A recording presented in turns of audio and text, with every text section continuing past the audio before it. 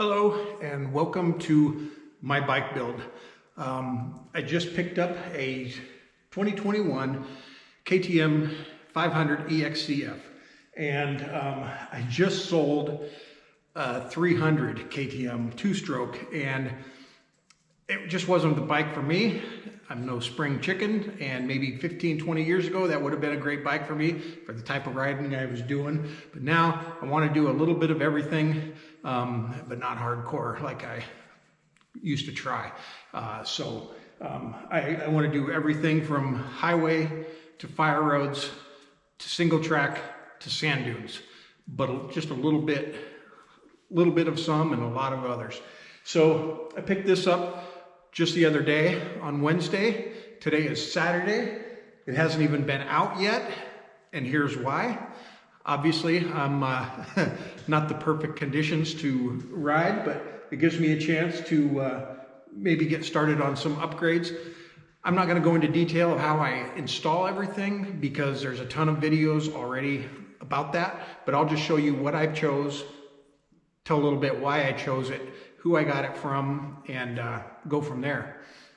These parts are going to come from Rocky Mountain MC, Slavens, and newly discovered to me was Taco Moto. They're an awesome site. I haven't ordered anything yet, but the other two I have before, so we'll see how it works out. All right, here's the first, and probably one of the easiest is going to be, got the double take mirrors. I only had to order one because I had this one left over from a bike before. One mirror is 48 bucks from Taco Moto. Everyone talks about how they don't like the stock mirrors, so let's get those changed out. So there we go. I did notice though that this piece is longer than this one that I already have. But I think I might have one of those laying around. I'll see, shorten that up. But at least now they can be collapsed out of the way for off-road riding. Upgrade number one. All right, here's the next accessory.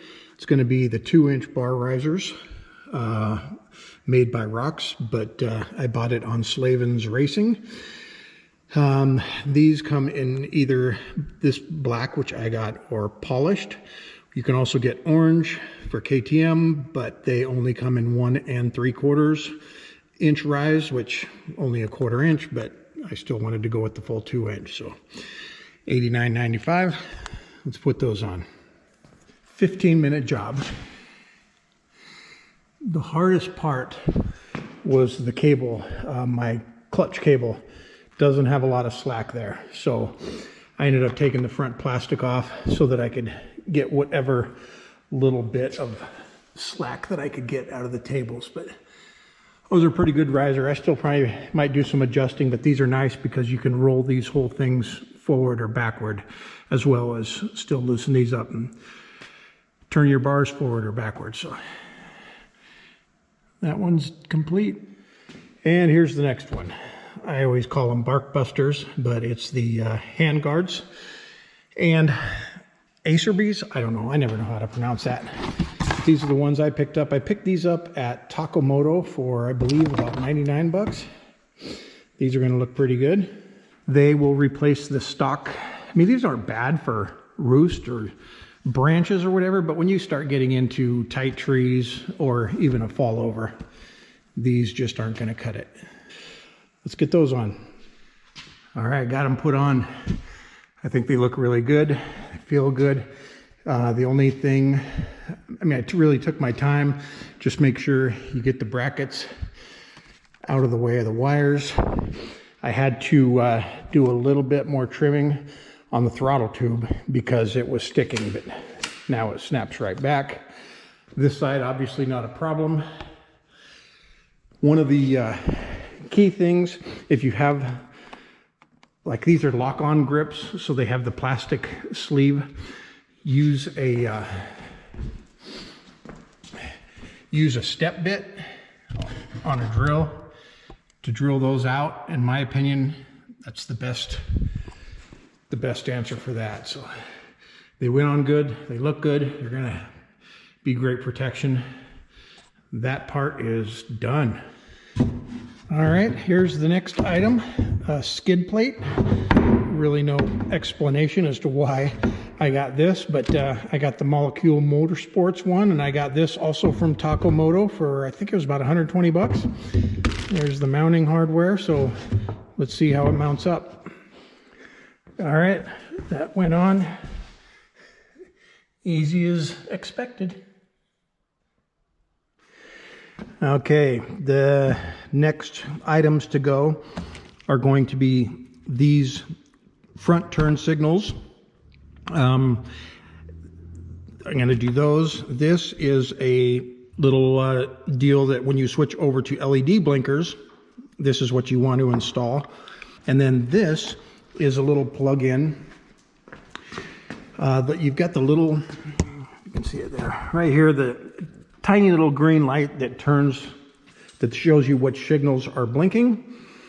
If you don't use that and you go to LED, I think it's supposed to blink super fast or something, so that plugs in and we'll change that. So anyway, as for the front, what we're going to do is get rid of these big, huge blinkers that stick so far out the side.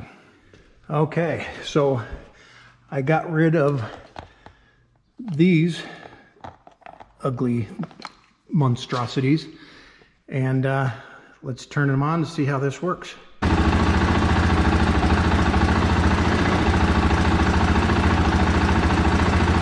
Nice.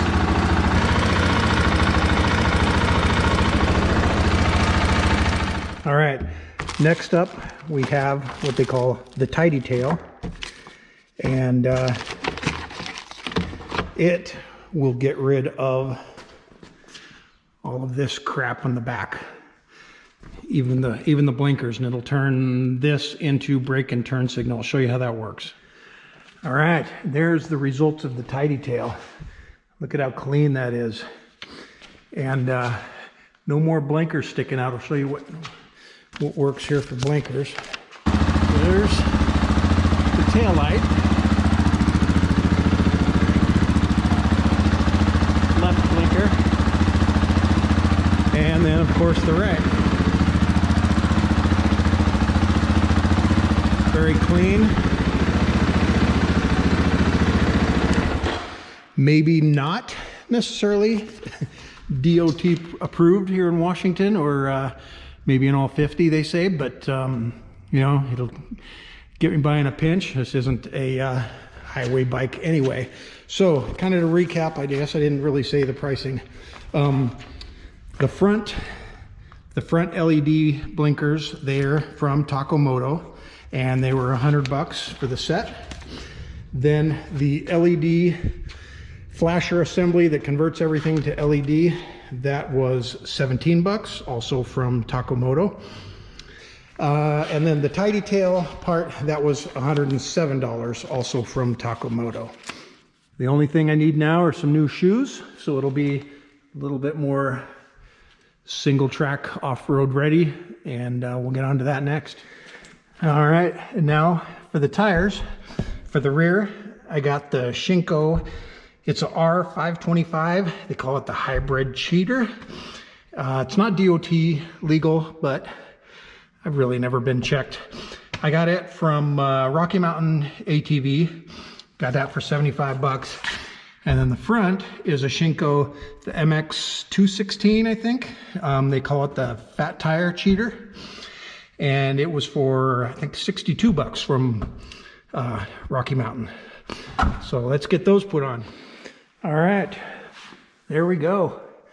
Got the tires on, so now, as far as I'm concerned, this is ready to ride in the dirt. I still want to get a few more things maybe in the future. I'd like to get a guard for the pipe. I might get some disc guards, and a couple other little things here and there, more protection-wise. I'll kind of see how it goes. I might change the gearing a little bit, might gear it down a little bit for a little bit more single track, but maybe get some of the engine guards here, and that'd be good. But it's ready to go. Now let's take it out and have some fun. So that's my build for now.